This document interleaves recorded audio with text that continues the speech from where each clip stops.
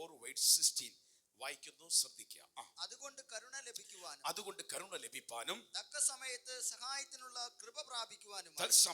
സഹായത്തിനുള്ള കൃപ പ്രാപിപ്പാനുമായി നാം ധൈര്യത്തോടെ കൃപാസിംഹാസനത്തിലേക്ക് അടുത്ത് ചെല്ലുക. അതുകൊണ്ട് കരുണ ലഭിപ്പാനും തൽസമയത്തുള്ള തക്ക സമയത്തുള്ള സഹായത്തിനുള്ള കൃപ പ്രാപിപ്പാനും നാം ധൈര്യത്തോടെ എന്ത് ചെയ്യാം? കൃപാസിംഹാസനത്തിലേക്ക് അടുത്ത് ചെല്ലുക. വചനം പറയുന്നു കരുണ ലഭിപ്പാൻ, തക്ക സമയത്തുള്ള സഹായത്തിന് കൃപ ലഭിപ്പാൻ ധൈര്യത്തോടെ അപ്പന്റെ സന്നിധിയിലേക്ക് എന്ത് ചെയ്യുക? അടുത്ത് ചെല്ലുക. എന്തുകൊണ്ട് അടുത്ത് ചെല്ലാൻ പറഞ്ഞു? റോമർക്കെഴുതിയ ലേഖനം 10-ാം അധ്യായം 12-ാം വാക്യം. യഹൂദനെന്നും യവനനെന്നും വ്യത്യാസമില്ല, എല്ലാവർക്കും കർത്താവ് ഒരുവൻ തന്നെ, അവൻ തന്നെ വിളിച്ചപേക്ഷിക്കുന്നവർക്ക് എല്ലാവർക്കും നൽകുവാൻ തക്കവണ്ണം സമ്പന്നനാണ്. അതിന്റെ രണ്ടാമത്തെ വാക്കാണ് എടുക്കുന്നത്. കർത്താവ് തന്നെ വിളിച്ചപേക്ഷിക്കുന്ന എല്ലാവർക്കും നൽകുവാൻ തക്കവണ്ണം അവൻ സമ്പന്നൻ ആകുന്നു. റോമർ 10:12 അവസാന ഭാഗം. ഒരു വ്യത്യാസമില്ല, യഹൂദനാകട്ടെ യവനനാകട്ടെ എല്ലാവർക്കും കർത്താവ് എന്താ? ഒറ്റാളേ ഉള്ളൂ. ആ കർത്താവിന്റെ പ്രത്യേകത, കലവറയിൽ ഒന്നിനും കുറവില്ല. കർത്താവിന്റെ കലവറയിൽ ഒന്നിനും കുറവില്ല. ഹല്ലേലൂയ. വിളിച്ചപേക്ഷിക്കുന്നവർക്ക് നൽകുവാൻ തക്കവണ്ണം അവൻ എന്താകുന്നു? സമ്പന്നൻ. ഉറക്കെ പറ, സമ്പന്നനാകുന്നു. എന്റെ ദൈവം സമ്പന്നനാകുന്നു. ഒരു വ്യത്യാസവും ഇല്ല. ദൈവത്തിന് എന്തില്ല? മുഖവശമില്ല. വിളിച്ചപേക്ഷിക്കുന്ന ഏവർക്കും നൽകുവാൻ അവൻ എന്താണ്? സമ്പന്നൻ. അപ്പൊ ഇന്ന് പകൽ മനസ്സിലാക്കാം, നമ്മുടെ ദൈവത്തിന്റെ കയ്യിൽ ഒന്നിനും കുറവില്ല. ദൈവത്തിന്റെ സന്നിധിയിൽ എന്തില്ല? ഒന്നിനും കുറവില്ല. നമ്മൾ അതുകൊണ്ടാണ് എബ്രായർ 4:16 പറഞ്ഞത്, നിനക്ക് തക്ക സമയത്ത് ഒരു കരുണ ലഭിപ്പാൻ, സഹായത്തുള്ള കൃപ ലഭിപ്പാൻ നീ ഓടി എവിടെ ചെല്ലണം? ധൈര്യത്തോടെ കൃപാസിംഹാസനത്തിലേക്ക് അടുത്ത് ചെല്ലും. ഇനി ശ്രദ്ധിച്ചോ, ഒരു സൈഡിൽ പറയുന്നു നമ്മുടെ ദൈവം സമ്പന്നനാ, വിളിച്ചപേക്ഷിക്കുന്ന എല്ലാവർക്കും കൊടുക്കാനുണ്ട്. വിളിച്ചപേക്ഷിക്കുന്ന എല്ലാവർക്കും കൊടുക്കാൻ ദൈവത്തിന്റെ സന്നിധിയിൽ ഉണ്ട്. അങ്ങനെ ഒരു അപ്പനെയാ നമ്മൾ സേവിക്കുന്നതെന്ന് നമ്മൾ അറിയണം. അതാ എബ്രായറിൽ പറയുന്നുണ്ട്, ദൈവത്തിന്റെ അടുക്കൽ വരുന്നവൻ ദൈവം ഉണ്ടെന്നും തന്നെ അന്വേഷിക്കുന്നവർക്ക് പ്രതിഫലം കൊടുക്കുന്നു എന്നും നമ്മൾ എന്ത് ചെയ്യണം? വിശ്വസിക്കണം. ഈ ദൈവം ഉണ്ടെന്ന് വിശ്വസിച്ചിട്ട് കാര്യമില്ല. എല്ലാവർക്കും അറിയാം ദൈവം ഉണ്ടെന്ന്. ദൈവം ഇല്ലെന്ന് വിശ്വസിക്കുന്ന കുറച്ച് പേരുണ്ട്. ബാക്കിയുള്ളവരെല്ലാം ദൈവം ഉണ്ടെന്ന് പറയും. ഏത് ജാതി ആട്ടെ, ഏത് മനോഹരാട്ടെ. പക്ഷെ ബൈബിൾ പറയുന്നത് അങ്ങനൊരു വിശ്വാസം മാത്രം പോരാ. ദൈവം ഉണ്ടെന്ന് തന്നെ അന്വേഷിക്കുന്നവർക്ക് പ്രതിഫലം കൊടുക്കുന്ന ദൈവമാണെന്ന് എന്ത് ചെയ്യണം? വിശ്വസിക്കണം. ഒരു ദൈവം ഉണ്ട്, ഒരു ശക്തി ഉണ്ടെന്ന് വിശ്വസിച്ച് തീരുന്നതല്ല ക്രിസ്തീയ വിശ്വാസം. ദൈവം ഉണ്ടെന്ന് മാത്രമല്ല, ആ ദൈവത്തെ അന്വേഷിക്കുന്നവന് പ്രതിഫലം കൊടുക്കുന്ന ഒരു ദൈവമുണ്ട്. പ്രാർത്ഥന കേൾക്കുന്ന ദൈവം ഉണ്ടെന്ന്, ഇന്നും ജീവിക്കുന്ന ദൈവം. അതുകൊണ്ട് ആ ദൈവസന്നിധിയിൽ ഒന്നിനും കുറവില്ല. അതാണ് എബ്രായർ 4:16 പറയുന്നുണ്ട്. അതിന്റെ ചരിത്രം എന്ന് വെച്ചാല് എബ്രായർ 4:14 തൊട്ട് വായിക്കുമ്പോൾ, എബ്രായർക്കെഴുതിയ ലേഖനം 4-ാം അധ്യായം 14, 15, 16 കൊണ്ടൊന്ന് വായിച്ച് അതിന്റെ പശ്ചാത്തലം ഒന്ന് മനസ്സിലാകാൻ. ആകയാൽ ദൈവപുത്രനായ യേശു ക്രിസ്തു ആകാശത്തിൽ കൂടി കടന്ന് പോയൊരു ശ്രേഷ്ഠ മഹാപുരോഹിതനായി. ആകാശത്തിൽ കൂടെ കടന്നു പോയ ശ്രേഷ്ഠ മഹാപുരോഹിതൻ. ശ്രദ്ധിച്ചോണം, ഈ പഴയ നിയമത്തിൽ പുരോഹിതന്മാരുണ്ട്, മഹാപുരോഹിതനും ഉണ്ട്. പുരോഹിതനുമുണ്ട്, മഹാപുരോഹിതനുണ്ട്. മഹാപുരോഹിതൻ എന്ന് പറയുമ്പോ ആണ്ടില് ഒരിക്കൽ അദ്ദേഹമാണ് ആ അതിവിശുദ്ധ സ്ഥലത്തേക്ക് എന്ത് ചെയ്യുന്നത്? കയറുന്നത്. ബാക്കി എല്ലാവർക്കും അങ്ങോട്ട് കയറാൻ പറ്റത്തില്ല. അതിവിശുദ്ധ സ്ഥലം, മോസ്റ്റ് ഹോളി പ്ലേസ്. പക്ഷെ ഇവിടെ പറയാണ്, അതിലും വലിയ ശ്രേഷ്ഠ മഹാപുരോഹിതൻ അവനാണ് നമ്മുടെ കർത്താവ്. പുതിയ നിയമത്തിൽ വരുമ്പോ നാം എല്ലാവരും യേശുക്രിസ്തുവിൽ വിശ്വസിക്കുന്ന നമ്മളെല്ലാവരും രാജകീയ പുരോഹിത വർഗമായി ദൈവം എല്ലാവരും കണ്ടിരിക്കുക, എല്ലാവരെയും. അതിൽ നിന്ന് ദൈവം ചില ശുശ്രൂഷയ്ക്കായി എഫേസ്യർ 4 പറയുന്ന പോലെ അപ്പോസ്തലന്മാരായി, പ്രവാചകനായി, ഇടയനായി, ഉപദേഷ്ടാവായി ദൈവം വിളിച്ച് വേലയ്ക്കായി ചിലരെ ശുശ്രൂഷയ്ക്കകത്താക്കിയിരിക്കുന്നു. അത്രേ ഉള്ളൂ വ്യത്യാസം. ബാക്കി എല്ലാവരെയും ദൈവത്തിന്റെ മക്കളായി, അവകാശികളായി, പുരോഹിത വർഗമായി ദൈവം എല്ലാവരെയും കണ്ടിരിക്കുകയാണ്. പക്ഷെ ഒറ്റ കാര്യമുള്ളൂ, ശുശ്രൂഷകൾക്ക് ചെയ്യാനായി, ദൈവവേലയ്ക്കായി ചിലരെ പ്രത്യേകമായി ദൈവം വിളിച്ച് അപ്പോയിന്റ് ചെയ്ത് അഭിഷേകത്തോടെ ദൈവോടം ചെയ്യുന്നു. ഇവിടെ പറയാണ്, കാരണം എബ്രായ വിശ്വാസികൾക്ക് ആണ് ഈ എബ്രായർക്ക് ലേഖനം എഴുതുന്നത്, അപ്പൊ അവർക്ക് മനസ്സിലാവും. നിങ്ങൾക്കറിയാമല്ലോ, ഒരു മഹാപുരോഹിതൻ ആണ്ടിലൊരിക്കൽ മാത്രം അതിവിശുദ്ധ സ്ഥലത്ത് കയറുന്നത്. പക്ഷെ ഇവിടെ ഒരാളെ പരിചയപ്പെടുത്തുക, ശ്രേഷ്ഠ മഹാപുരോഹിതൻ. അവരൊക്കെ പറ, ശ്രേഷ്ഠ മഹാപുരോഹിതൻ. ഹൈ പ്രീസ്റ്റ് അല്ല, ഗ്രേറ്റ് ഹൈ പ്രീസ്റ്റ്. നമ്മുടെ യേശു ആരാ? ശ്രേഷ്ഠ മഹാപുരോഹിതൻ. അവനോട് തുല്യം ആരുമില്ല, അവന് മീതെ ആരുമില്ല. ഹല്ലേലൂയ. ഒരു പുരോഹിതൻ നിനക്കുണ്ട്. ഈ പുരോഹിതൻ ആണ്ടിൽ ഒരിക്കലല്ല, ഒരിക്കലായി എന്നേക്കുമായി ആകാശത്തിൽ കൂടെ കടന്നുപോയി. അതായത് 3-ാം നാൾ ക്രൂശിൽ നിന്നും ഉയർത്തെഴുന്നേറ്റ്, 40-ാം നാൾ ഉയർത്തെഴുന്നേറ്റ് സ്വർഗാരോഹണം ചെയ്ത് ഒരു വാക്ക് പൂർത്തീകരിച്ചു. ശ്രേഷ്ഠ മഹാപുരോഹിതൻ നമുക്കുള്ളത് കൊണ്ട് നാം നമ്മുടെ സ്വീകാരം മുറുകെ പിടിച്ചുകൊള്ളുക. നാം നമ്മുടെ കൺഫെഷൻ, നമ്മൾ പറയുന്നത് നമ്മൾ എന്തോ ചെയ്യണം? മുറുകെ പിടിച്ചോണം. അവർക്ക് പറ, മുറുകെ പിടിച്ചോണം. മുറുകെ പിടിച്ചുകൊള്ളുക. ഈ മുറുകെ പിടിക്കാന്ന് പറഞ്ഞാൽ നല്ലൊരു സംഭവം ആയതുകൊണ്ടാണ് നമ്മൾ എന്ത് ചെയ്യുന്നത്? മുറുകെ പിടിക്കാൻ പറയുന്നത്. എന്തെങ്കിലുമൊക്കെ അപകടം വരുമ്പോ ഫയർഫോഴ്സും മറ്റവരൊക്കെ ഉള്ളിത്തൊലി പോലത്തെ കമ്പോ കയറോ ആണോ ഇട്ട് കൊടുക്കുന്നത്? ഒരുത്തൻ വെള്ളത്തിൽ ഒലിച്ചുകൊണ്ട് പോകുന്നു, അവനെ സഹായിക്കാൻ ചെറിയ കമ്പാന്ന് ഇട്ട് കൊടുക്കുന്നത്. ഫയർഫോഴ്സിന്റെ എന്തുകൊണ്ട്? വലിയ വടമുണ്ട്. ധൈര്യത്തിൽ പിടിച്ചോളാൻ പറയും. കാരണം എന്താ? സാധനം സ്ട്രോങ്ങാ, പൊട്ടത്തില്ല, ഒരു ബുദ്ധിമുട്ടും ഉണ്ടാകത്തില്ല, നീ പിടിച്ചാൽ നീ രക്ഷപ്പെടും എന്ന് പറയുന്ന പോലെ ഇങ്ങനൊരു ശ്രേഷ്ഠ ഗ്രേറ്റ് ഹൈ പ്രീസ്റ്റ്, ശ്രേഷ്ഠ മഹാപുരോഹിതൻ ഉള്ളത് കൊണ്ട് നമ്മുടെ സ്വീകാര്യത്തെ നീ മുറുകെ പിടിക്കുക.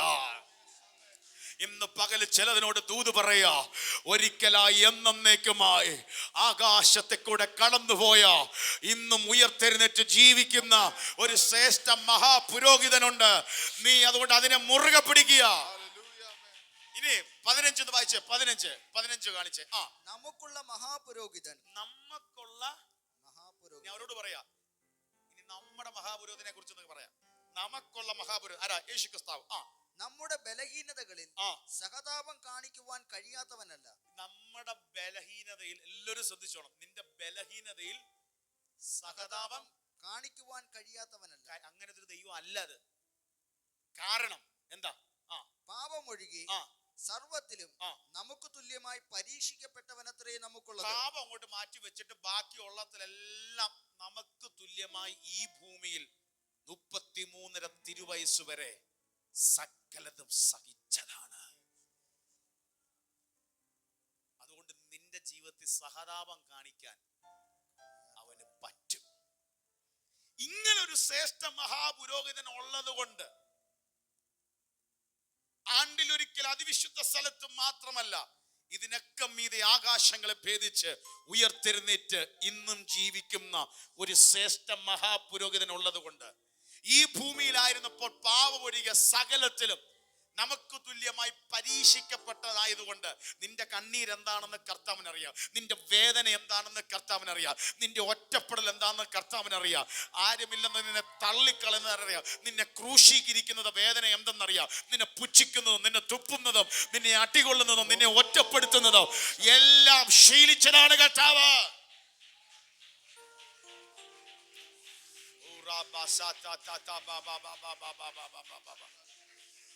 ഹല്ലേലൂയ. ബൈബിൾ നന്നായിട്ട് സുവിശേഷങ്ങൾ പഠിക്കുമ്പോൾ പാപമൊഴികെ ബാക്കിയെല്ലാം നമ്മൾ ഈ ഭൂമിയിൽ അനുഭവിക്കുന്ന വേദനകളെല്ലാം എൻ്റെ കർത്താവ് അനുഭവിച്ചു. ഒറ്റപ്പെടുത്തി, തച്ചന്റെ മകൻ എന്ന് പറഞ്ഞു, ആരും അംഗീകരിക്കുന്നില്ല, സഹോദരൻ അംഗീകരിക്കുന്നില്ല, തള്ളിക്കളയുന്നു, അവസാന സമയത്ത് അടിക്കുന്നു, ക്രൂശീകരിക്കുന്നു, ഒറ്റപ്പെടുത്തുന്നു, കൂടെ നിൽക്കുമെന്ന് വിധിക്കുന്ന സകലതും തള്ളിപ്പറഞ്ഞ് മാറിപ്പോകുന്നു, കൂടെ നിൽക്കുന്ന പത്രോസ് വരെ തള്ളിപ്പറഞ്ഞ് മാറി നിൽക്കുന്നു. എല്ലാവരും മാറി നിൽക്കുന്ന ഈ ഭൂമിയിൽ ഒറ്റപ്പെടൽ അനുഭവിക്കുന്ന നമ്മൾ എന്തൊക്കെയുണ്ടോ അതെല്ലാം എല്ലാം ഉള്ളവനായിരുന്നിട്ടും ലാസ്റ്റ് ഒന്നുമില്ലാത്തവനെ പോലെ ആയിത്തീരുന്ന അവസ്ഥ, നിന്ന പരിഹാസം എല്ലാം എല്ലാം എല്ലാം കർത്താവ് കൊണ്ട് എന്തിനാണെന്നറിയാമോ? നിന്നോട് സഹതാപം കാണിക്കുന്ന ഒരു ദൈവമാണ്. നമുക്കൊരു വേദന വന്നേ, അതിൽ നിന്നൊരു വിടുതൽ കിട്ടിക്കഴിയുമ്പോ അതുപോലത്തെ ഒരു വേദനയെ കാണുന്നവരെ കാണുമ്പോ നമുക്ക് പ്രത്യേകമായിട്ടൊരു സിമ്പതി ഇല്ലയോ? ആണോ ഇല്ലയോ? ഉണ്ട്. നമുക്കൊരു പ്രത്യേക വേദനയെ കൂടെ സൗഖ്യമായി അല്ലെങ്കിൽ വിടുതൽ കിട്ടി. നാളെ അങ്ങനെ ഒരാളുടെ പ്രാർത്ഥനാ വിഷയം പറഞ്ഞാൽ നമ്മൾ മറ്റെന്തിനേക്കാൾ നന്നായിട്ട് പ്രാർത്ഥിക്കും. ആണോ അല്ലയോ? ആണ്. അല്ലെങ്കിൽ നമ്മുടെ തലമുറയുടെ ഒരു വിഷയം, ജോലി കിട്ടാത്തൊരു വിഷയം, അല്ലെങ്കിൽ മറ്റെന്തെങ്കിലും വിഷയം, നമ്മൾ ഒത്തിരി നാൾ കരഞ്ഞു പ്രാർത്ഥിച്ച് ജോലി കിട്ടി. നാളുകളിൽ വേറെ ഒരാളുടെ തലമുറയുടെ കുഞ്ഞിന് ജോലി ഇല്ലെന്ന് അറിയുമ്പോൾ അവിടെ വേറെ 10 വിഷയം പറഞ്ഞാലും നിങ്ങൾ വീട്ടിൽ പോയി പ്രാർത്ഥിക്കുന്ന ഏത് വിഷയം എന്നറിയാമോ? ഏത് വിഷയമായിരിക്കും? ജോലി ഇല്ലാത്ത വിഷയമായിരിക്കും. കാരണം എന്തോ? ഇതിന്റെ വേദന നിങ്ങൾക്കറിയാം. ആണോ അല്ലയോ? ആണോ? പാസ്റ്റർ പറയാ നമുക്ക് ഈ ആഴ്ച ഈ ഇന്ന 10 വിഷയം കൊണ്ട് പ്രാർത്ഥിക്കണമെന്ന് പറഞ്ഞാലും എല്ലാം ഒന്നും നിങ്ങൾക്ക് കയറി കൊള്ളത്തില്ല. ഉറപ്പാ, എനിക്കും അറിയാം. എല്ലാം പ്രാർത്ഥിക്കുമായിരിക്കും. പക്ഷെ ഈ പറയുന്നതിന്റെ അകത്ത് ഈ പറഞ്ഞൊരു വിഷയം നിങ്ങളെ കൊള്ളും. കാരണം എന്നറിയോ? അത് നിങ്ങൾ കഴിഞ്ഞ നാളുകളിൽ അനുഭവിച്ചതാ. നിങ്ങൾക്ക് അതിന്റെ വേദന അറിയാം. അങ്ങനെ ഉള്ളപ്പോൾ നിങ്ങൾ എന്ത് ചെയ്യും? നന്നായിട്ട് പ്രാർത്ഥിക്കും. മറ്റു വിഷയങ്ങളൊക്കെ ഓർത്ത് പ്രാർത്ഥിക്കുമെങ്കിലും ഈ വിഷയം നിങ്ങളുടെ ഉള്ളിൽ കിടക്കും. കാരണം കഴിഞ്ഞ നാളുകളിൽ ഞാനും കടന്നുപോയൊരു വിഷയമാണ്. അങ്ങനെ കർത്താവേ, ആ ഇന്നൊരു വ്യക്തിക്ക് വേണ്ടി ഞാനും പ്രാർത്ഥിക്കുന്നു. ഇതേപോലെ നമുക്ക് ഈ ഭൂമിയിൽ വേണ്ട എന്തിനേയും അറിഞ്ഞ സഹതാപം കാണിക്കാൻ പറ്റുന്ന കർത്താവാണ്. കാരണം പരീക്ഷിക്കപ്പെട്ടത്. എന്നിട്ടാണ് പറഞ്ഞത്, അതുകൊണ്ട് 4:16 നമ്മൾ വായിച്ച തൽസമയത്തുള്ള കരുണ ലഭിപ്പാനും തക്ക സമയത്തുള്ള സഹായത്തിന് കൃപ പ്രാപിപ്പാനുമായി നാം ധൈര്യത്തോടെ കൃപാസിംഹാസനത്തിലേക്ക് നീ ധൈര്യത്തോടെ അടുത്തു വാ. വിളിച്ചപേക്ഷിക്കുന്നവർക്ക് നൽകാൻ ഈ ദൈവം സമ്പന്നനാ. ഇതിന്റെ അർത്ഥം എന്താണെന്നറിയാമോ? വേദപണ്ഡിതന്മാർ പറയുന്നത് ഈ തക്ക സമയത്തുള്ള കരുണയ്ക്കായി സഹായത്തിനായി പുടുമ്മനവയുള്ള ആവശ്യത്തിന് ദൈവസ്ഥലിൽ ചെല്ലുക എന്ന് പറഞ്ഞാൽ ഈ കാറ്റത്ത് ആടി ഉലഞ്ഞ് കൊടുങ്കാറ്റിൽ പെട്ടുപോയ ഒരു കപ്പലിന് സമാനമായ ജീവിതാനുഭവം. പറഞ്ഞു നിങ്ങൾക്ക് മനസ്സിലായോ? പിടിവിറ്റ് നടുകടലിൽ കാറ്റത്ത് ആടി ഉലഞ്ഞ് കൊടുങ്കാറ്റും പേമാരിയും ഇരുട്ടുമായി നടുക്കടലിൽ ഒരു കപ്പല് കിടന്ന് കുഴഞ്ഞു മറിയുമ്പോൾ അതിനെ ഒന്ന് സഹായിക്കാൻ ആൾ ഓടിയെത്തുന്ന പോലെയാണ്. അങ്ങനെ നിന്റെ ജീവിത സാഹചര്യത്തിൽ നിന്റെ ജീവിതമാകുന്ന പടകിൽ അടിക്കുന്ന കാറ്റിന്റെ ഏത് അനുഭവത്തിലാവട്ടെ, മുങ്ങിപ്പോകുമോ, തള്ളിപ്പെടുമോ, ഒറ്റപ്പെടുമോ, ദിശ തെറ്റുമോ എന്നൊക്കെയായിരിക്കും നിന്റെ ചിന്ത. തക്ക സമയത്തുള്ള സഹായത്തിനായി കൃപ ലഭിപ്പാനായി നീ ധൈര്യത്തോടെ എന്റെ കർത്താവിന്റെ അടുത്തേക്ക് വാ. അവൻ ശ്രേഷ്ഠ മഹാപുരോഹിതൻ, അവൻ ഗ്രേറ്റ് ഹൈ പ്രീസ്റ്റ്, ഇന്നും ജീവിക്കുന്നുണ്ട്. എന്തൊക്കെ കാര്യത്തിന് ദൈവസന്നിധിയിൽ അടുത്ത് വരണം? എന്തൊക്കെ കാര്യത്തിന് ദൈവസന്നിധിയിൽ നമ്മൾ അടുത്ത് വരണം? ഒന്ന്, നമ്മുടെ ആത്മീയമായ ആവശ്യത്തിന് അടുത്ത് വരണം. എന്തിനു വരണം? ആത്മീയമായ കുറവുകൾക്ക്, സ്പിരിച്വൽ നീഡ്സ് ഉണ്ട് നമുക്ക്. അത് എവിടെ വരണം? ദൈവസന്നിധി വരണം. അതാ യേശു കർത്താവ് പറഞ്ഞത് യോഹന്നാൻ 7:37, ജോൺ ചാപ്റ്റർ 7:37. ഉത്സവത്തിന്റെ മഹാദിനമായ ഒടുക്കത്തെ നാളിൽ നിന്നുകൊണ്ട് യേശു കർത്താവ് പറയണം, ദാഹിക്കുന്ന ഏവനും എന്റെ അടുക്കൽ വന്ന് കുടിക്കട്ടെ. ദാഹിക്കുന്ന ഏവനും എന്റെ അടുക്കൽ വന്ന് കുടിക്കട്ടെ. അപ്പം ധൈര്യത്തോടെ കൃപാസിംഹാസനത്തിലേക്ക് അടുത്തു വരാൻ പറഞ്ഞു. എന്തിനൊക്കെ അടുത്തു വരണം? ജീവിതത്തിൽ ദാഹം അനുഭവിക്കുന്നവൻ ഓടി അപ്പന്റെ അടുത്തേക്ക് വാ, നിന്നെ ദൈവം നിറയ്ക്കും. ഈ ദാഹം ഏതാണെന്നറിയാമോ? ആത്മീയ ദാഹം. അതായത് നമ്മുടെയൊക്കെ ഉള്ളിൽ ഒരു ശൂന്യതയുണ്ട്. അതുകൊണ്ടാണ് ദൈവമക്കൾക്കായാലും പെട്ടെന്ന് നമ്മൾ ഈ നിരാശ അടിക്കുന്നത്. ഈ ശൂന്യത നിറച്ചില്ലുള്ള പ്രശ്നത ലോകത്തിലെ എല്ലാ മനുഷ്യരും ഉണ്ട്. ഈ ശൂന്യത നമ്മൾ നിറയ്ക്കണം. അത് നിറയ്ക്കണമെങ്കിൽ സൃഷ്ടിച്ചവൻ നിറച്ചാലേ യഥാർത്ഥത്തിൽ നിറയത്തുള്ളൂ. അതുകൊണ്ടാണ് ഈ ലോക മനുഷ്യൻ ഈ ശൂന്യത നിറയ്ക്കാൻ പാപത്തിന്, ലോകത്തിനും, മദ്യപാനത്തിനും മറ്റു വെറുക്കുത്തങ്ങളൊക്കെ പോയി ഈ ശൂന്യത നിറയ്ക്കാൻ നോക്കും. അവന് ആദ്യത്തെ 2 മണിക്കൂർ ശൂന്യത നിറഞ്ഞായിട്ട് തോന്നും. പക്ഷെ 3 മണിക്കൂർ കഴിയുമ്പോൾ വീണ്ടും എന്തോ ഉണ്ട്, ആ ശൂന്യത അതുപോലെ കിടപ്പുണ്ട്. മദ്യപിക്കുന്നവരോട് ചോദിക്കുമ്പോൾ എന്റെ വിഷമം മാറാൻ മദ്യപിക്കുക. 3 മണിക്കൂർ കഴിയുമ്പോഴത്തേക്ക് അല്ലെങ്കിൽ കുറച്ച് കഴിയുമ്പോൾ അവൻ പറയും വീണ്ടും ശൂന്യതയാണ്. അപ്പൊ ഒരു സന്തോഷം ഉണ്ടായിരുന്നു, ഇപ്പൊ ഒന്നുമില്ല, വീണ്ടും അതിൽ പഴയതിലിതുപോലെ. എന്തും ആയിക്കോട്ടെ, ഈ ശൂന്യത ലോകത്തിന്റെ എന്തെങ്കിലും വസ്തുക്കൾ കൊണ്ട് നിറച്ചാൽ ഒരിക്കലും ആ ശൂന്യതയ്ക്ക് പൂർണ്ണമാകത്തില്ല. നിറയ്ക്കുന്ന 2-3 മണിക്കൂർ എന്തോ നിറഞ്ഞ പോലെ തോന്നും, വീണ്ടും അത് നിറയത്തില്ല. അതുപോലെ ദാഹിക്കുന്ന ഏവരും എന്റെ അടുക്കൽ വന്ന് കുടിക്കട്ടെ. നീ എത്രത്തോളം ദാഹമുണ്ടോ അപ്പന്റെ അടുത്ത് വാ, നിന്നെ അങ്ങ് നിറയ്ക്കുന്ന കർത്താവാ. ആമേൻ. നമ്മുടെ ജീവിതത്തിൽ എപ്പോഴെങ്കിലും ഈ ഭവനത്തിൽ ഇരിക്കുമ്പോഴും ഒക്കെ ഇങ്ങനെ ഒരു ഉള്ളിൽ ഒരു ശൂന്യത തോന്നിയാ മറ്റു പരിപാടിയിലേക്ക് ഒന്നും പോകരുത്.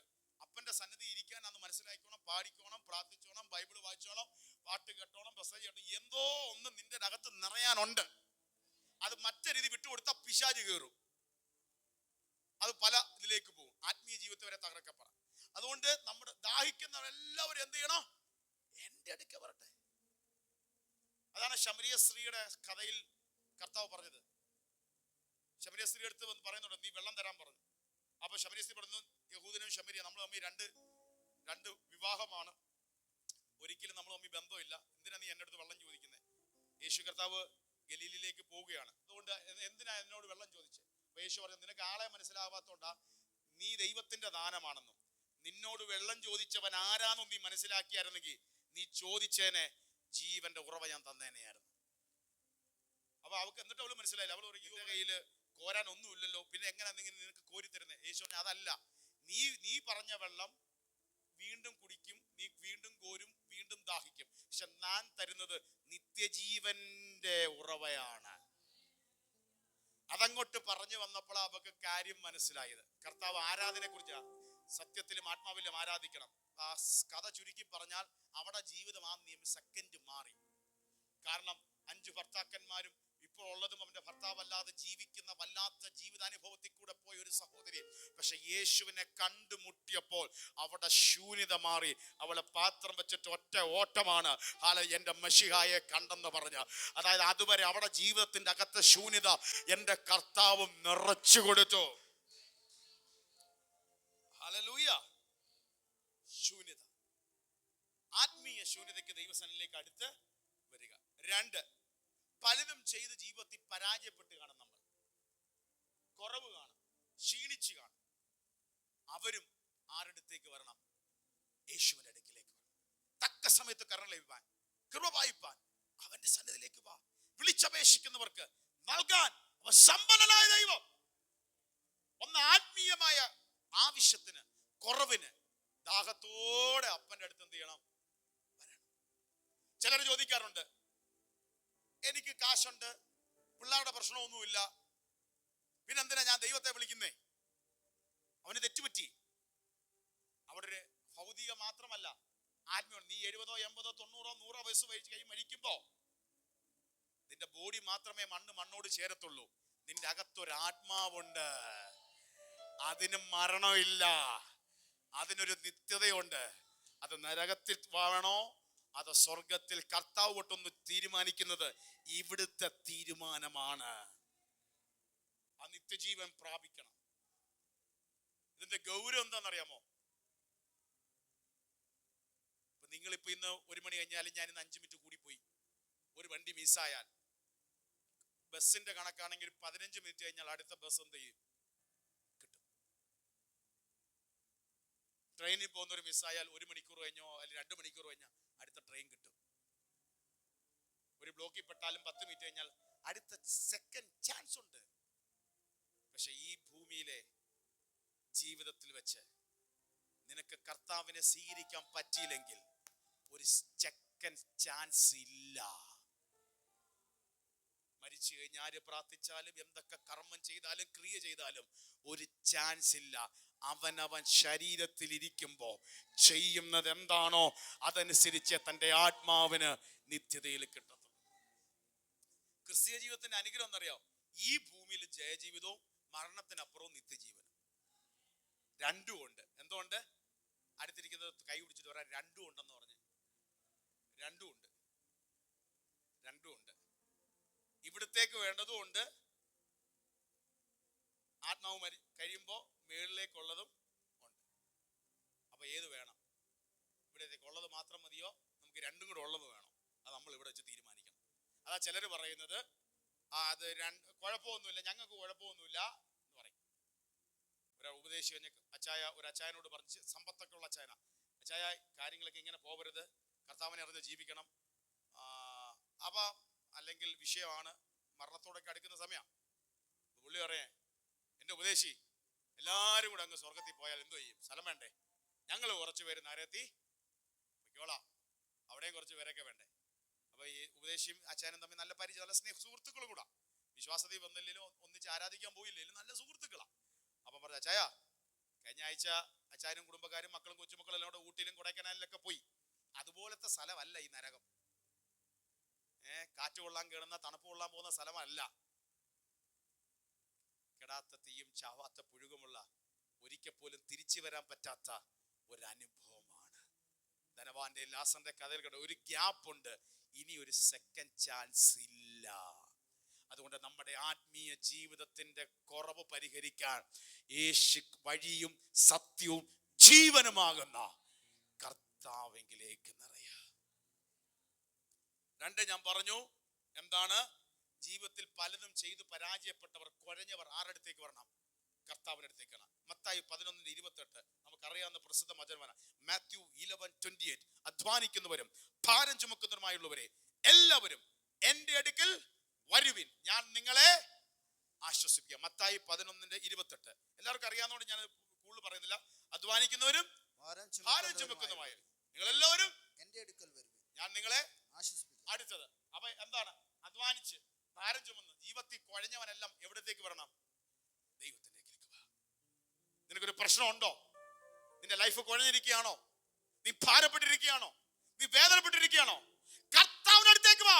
വിളിച്ചപേക്ഷിക്കുന്നവർക്ക് നൽകുവാൻ സമ്പന്നന്. സൗഖ്യത്തിന് സൗഖ്യം, വിടുതലിന് വിടുതൽ, മുന്നേറ്റത്തിന് മുന്നേറ്റം, സമാധാനത്തിന് സമാധാനം, സ്വസ്ഥതയ്ക്ക് സ്വസ്ഥത നൽകാൻ ദൈവം വിശ്വസ്തനാണ്. ഹല്ലേലൂയ. ബൈബിളിലുടനീളം എല്ലാവരും തള്ളി, എല്ലാവരും ഉപേക്ഷിച്ചവർ അപ്പന്റെ അടുത്തേക്ക് വന്ന് സൗഖ്യം പ്രാപിച്ചിട്ടുണ്ട്. കുഷ്ഠരോഗി അറിയാലോ, ആരും അടുപ്പിക്കത്തില്ല, എല്ലാവരും തള്ളി മാറ്റി. ആലയത്തിൽ ചെന്ന പുരോഹിതനും പറയും 7 ദിവസത്തേക്ക് ക്വാറന്റൈൻ, മാറി നിൽക്ക്. ഹല്ലേലൂയ. പാളയത്തിന് പുറത്ത് പോയി നിൽക്ക്, തൊക്ക് സൗഖ്യമാക്കിയിട്ട് ഇങ്ങോട്ട് കയറി വന്നാൽ മതി. ഹല്ലേലൂയ. അവൻ എല്ലാവരും കൈവിട്ടപ്പോൾ ഭാരത്തോടെ വേദനയോടെ യേശുവിന്റെ അടുത്തേക്ക് വന്ന് പറഞ്ഞു, നിനക്ക് മനസ്സുണ്ടെങ്കിൽ എന്നെ ശുദ്ധമാക്കുക. കർത്താവ് തൊട്ടു, അവൻ ശുദ്ധനായി. ജീവിതത്തിൽ പലതും ചെയ്തു കുഴഞ്ഞവർ ആരടുത്തേക്ക് വരിക? യേശുവിന്റെ അടുത്തേക്ക്. ജാതിക സ്ത്രീ നമുക്കറിയാം, അവിടെ കുഞ്ഞിന്റെ ഭൂതബോധത്തിന് വേണ്ടി ഒരു വിടുതലില്ലായിരുന്നു. പക്ഷെ യേശു അപ്പന്റെ അടുക്കൽ വന്നു, അവള് സൗഖ്യം പ്രാപിച്ചു. അപ്പൊ ജീവിതത്തിൽ കുഴഞ്ഞവർ ചിന്തിച്ചാൽ എല്ലാം കർത്താവിന്റെ അടുത്ത് കർത്താവ് എന്ത് ചെയ്യും? 3, 1 ആത്മീയമായ ആവശ്യം, 2 ഭൗതികമായി പലതിലും കുഴഞ്ഞ് വിടുതൽ കിട്ടാതെ നിൽക്കുന്നതിന്റെ അകത്ത് ദൈവത്തിന്റെ അടുത്തേക്ക് വാ, ദൈവം വിടുതൽ നൽകും. 3, ചിലതിന് നമ്മൾ എങ്ങനെ ഹാൻഡിൽ ചെയ്യണം? ഈ കാര്യം ആരും ദൈവത്തോട് അധികം വരത്തില്ല. 90% ആൾക്കാര് ഈ പറഞ്ഞ കുഴഞ്ഞ വിഷയങ്ങൾക്ക് വിടുതൽ കിട്ടാനാണ് ദൈവത്തിന്റെ അടുത്തേക്ക് വരുന്നത്. പിന്നെ കുറച്ചു പേരും കൂടെ ഉണ്ട്, ആത്മീയമായും കൂടെ നിറയണമെന്ന് വെളിപ്പാട് കിട്ടിയവർ അതും ചെയ്യാറ്. ഈ മൂന്നാമത്തത് വളരെ കുറച്ച് ആൾക്കാരെ ചെയ്യാറുള്ളൂ. അത് യാക്കോബ് 1:5 വായിച്ചു. James chapter 1:5. യാക്കോബ് 1:5. നിങ്ങളിൽ ഒരുത്തന് ജ്ഞാനം കുറവാകുന്നുവെങ്കിൽ ഫൽസിക്കാതെ എല്ലാവർക്കും ഔദാര്യമായി കൊടുക്കുന്നവനായ ദൈവത്തോട് യാചിക്കട്ടെ, അപ്പോൾ അവന് ലഭിക്കും. മതി, ശ്രദ്ധിച്ചേ. നിനക്കൊരു ജ്ഞാനം യു ലാക്ക് വിസ്ഡം. എങ്ങനെ അത് പരിഹരിക്കണം? എങ്ങനെ അത് ശരിയാക്കണം? നിനക്ക് കുറവുണ്ടെങ്കിൽ ആരെടുത്ത് വരട്ടെ? ദൈവത്തിനടുക്കൽ വന്ന് നീ യാചിക്കട്ടെ. ആ ധാരാളം ഔദാര്യമായി കൊടുക്കുന്ന ദൈവത്തിൽ നിന്ന് നിനക്കത് പ്രാപിക്കും. ഒരു മിനിറ്റ് എല്ലാവരും, ഞാൻ നമ്മൾ പ്രേയറിലേക്ക് ഇറക്കാൻ പോവാം. ചില വിഷയത്തെ എങ്ങനെ പരിഹരിക്കണമെന്ന് ചാടി പിടിച്ച് നമ്മൾ ചെയ്യാതെ പ്രവർത്തിക്കാതെ ആ തക്ക സമയത്ത് കരുണയ്ക്കായി ദൈവത്തോട് ചോദിച്ചാൽ ദൈവം ഒരു ബുദ്ധി പറഞ്ഞു തരും. ദൈവം അതിന് സമാധാനം പറഞ്ഞു തരും. ദൈവം ഒരു സ്വസ്ഥത പറഞ്ഞു തരും. ദൈവം ഒരു വഴി പറഞ്ഞു തരും. കാരണം പരീക്ഷയോട് പോക്കുവരി തരുന്ന ദൈവമാണ്. ചില വിഷയത്തിൽ നമുക്ക് ജ്ഞാനം, കാരണം നമ്മൾ ചെയ്താൽ മനുഷ്യനാ, അത് പണിയാവും കെണിയാവും. പക്ഷെ പ്രാർത്ഥിച്ച ദൈവം അതിൻ്റെ അകത്തൊരു ജ്ഞാനം പറഞ്ഞു തരും. നമ്മുടെ ഇന്നു മുതൽ നമ്മുടെ വിഷയത്തിന് വേണ്ടി മാത്രം ഓടി ദൈവം ശ്രദ്ധിച്ചല്ലാതെ, കർത്താവേ ഇന്ന വിഷയം വന്നു, ഞാൻ അത് എങ്ങനെ പരിഹരിക്കണം, അല്ല ഇന്നൊരു പ്രോബ്ലം വന്നു, സത്യം പറയാം, നിങ്ങൾ അങ്ങനെ പരിഹരിക്കുക. അല്ലെങ്കിൽ നമ്മുടെ തലമുറയുടെ ഒരു വിഷയമാകാം. നമ്മളെ മാതാപിതാക്കളാകുമ്പോൾ ചാടി പിടിച്ച് അതിനകത്ത് പ്രതികരിച്ച് വിഷയം വഷളാക്കും. പക്ഷെ പ്രാർത്ഥിക്കുന്ന ദൈവകുഞ്ഞ് ദൈവത്തോടൊന്ന് പ്രാർത്ഥിച്ചാൽ ദൈവം അതിന് നല്ലൊരു പരിഹാരത്തെ പറഞ്ഞു തരും. ദൈവം അതിനകത്ത് ഇഷ്ടത്തെ പറഞ്ഞു തരും. അതുകൊണ്ട് നമ്മൾ ഈ ദിവസങ്ങളിൽ എന്താണോ നിനക്ക് കുറവുള്ളത്, ഞാനൊക്കെ എന്താണ് ചെയ്യേണ്ടത്, ദൈവത്തോടെ. യഹോശഫാത്തിനെതിരെ യുദ്ധത്തിന് വന്ന് വലിയ കൂട്ടരാ, ഇവര് ചെറിയ സൈന്യമാണ്. പക്ഷെ ദൈവസന്നദ്ധിയിൽ വന്നിരുന്ന് പ്രാർത്ഥിച്ചപ്പോ ദൈവത്തോട്, കർത്താവേ അവര് വലിയ കൂട്ടരാ, ഞങ്ങളോ ചെറുതാ, എങ്കിലും ഞങ്ങളുടെ കണ്ണുകൾ നിങ്കിലേക്ക് ഉയർത്തുന്നു. ഇത് കഴിഞ്ഞപ്പോ കൂടി എന്ന് പ്രാർത്ഥിച്ചപ്പോൾ ഒരുത്തിന്റെ മേൽ ആത്മാവ് വന്ന് അവൻ പ്രവചിച്ചിട്ട് ദൂത് പറഞ്ഞു, നിങ്ങൾ പേടിക്കണ്ട, യുദ്ധം ദൈവം ചെയ്തോളും, നിങ്ങൾ മുമ്പിൽ ദൈവത്തെ സൂചിച്ച് പൊയ്ക്കോളാൻ. ദൈവം ഐഡിയ പറഞ്ഞു കൊടുക്കുക. അവര് മുമ്പിൽ ദൈവത്തെ സൂചിച്ച് പോയി. ഈ അടിക്കാൻ വന്നവര് തമ്മിൽ അടിയുണ്ടായി, അവന്മാര് ചത്തു. ലാസ്റ്റ് ദൈവജനത്തിന് വിജയം കൊടുത്തു. ഹല്ലേലൂയ.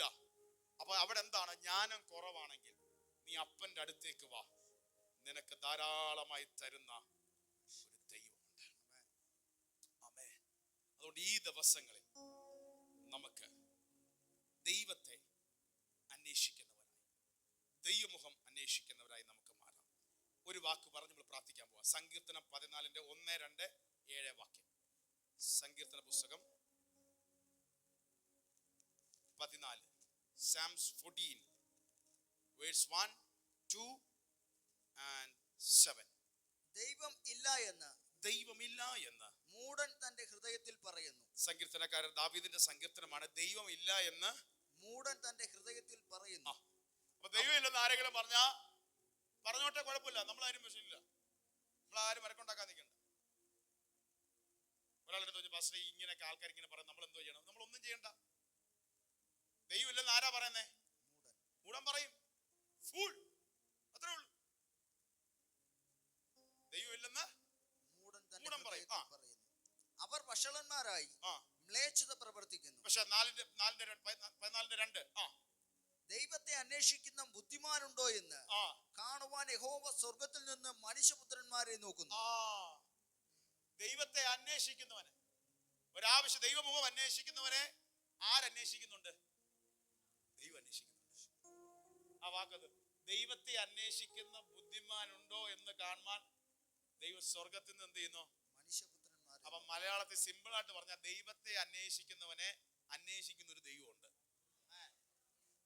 നമ്മൾ ഒരാളെ അന്വേഷിച്ച് പോകുമ്പോൾ അയാൾ നമ്മളെ അന്വേഷിക്കൊണ്ട് വന്നാലെങ്കിൽ ഇരിക്കും. ഇതേപോലെ ദൈവം മേളിൽ നോക്കുക, എന്നെ അന്വേഷിക്കുന്ന ആരെങ്കിലും ഉണ്ടോ? അവൻ ബുദ്ധിമാനാ, അവൻ വയസ്സാണ്, മൂഢനാണ്. ദൈവമില്ലെന്ന് പറയുന്നത് അവന്റെ കാര്യം വിട്ടേക്ക്, അവൻ മിളച്ചതിലേക്ക് പോകട്ടെ. പക്ഷെ ദൈവ സ്വർഗത്തിൽ നിന്ന് നോക്കുന്നുണ്ട്. ദൈവത്തെ അന്വേഷിക്കുന്ന ഒരു തലമുറയെ ഇന്ന് ഇവിടെ ഇരിക്കുന്ന ഓരോരുത്തരുടെ കണ്ണ് ദൈവത്തിന്മേൽ പതിയുന്നുണ്ട്. ഹല്ലേലൂയ. ഇപ്പൊ ഒരു കാര്യം മനസ്സിലാക്കുക, 1000 ദുഷ്ടക്കണ്ണ് നിന്റെ മേൽ പതിഞ്ഞാലും അതിനൊക്കെ മീതെ ഒരു കണ്ണ് പതിയുന്നുണ്ട്. ദൈവത്തെ അന്വേഷിക്കുന്നവനെ കാണുന്ന ഒരു കണ്ണുണ്ട്.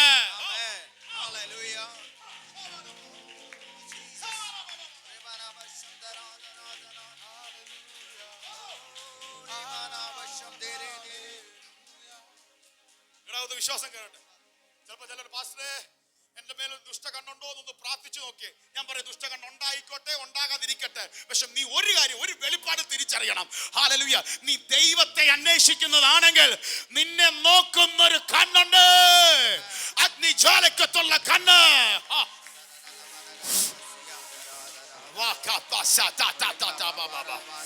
ഉലകത്തെ സൃഷ്ടിച്ച ദൈവം നിന്നെ കാണുന്നു.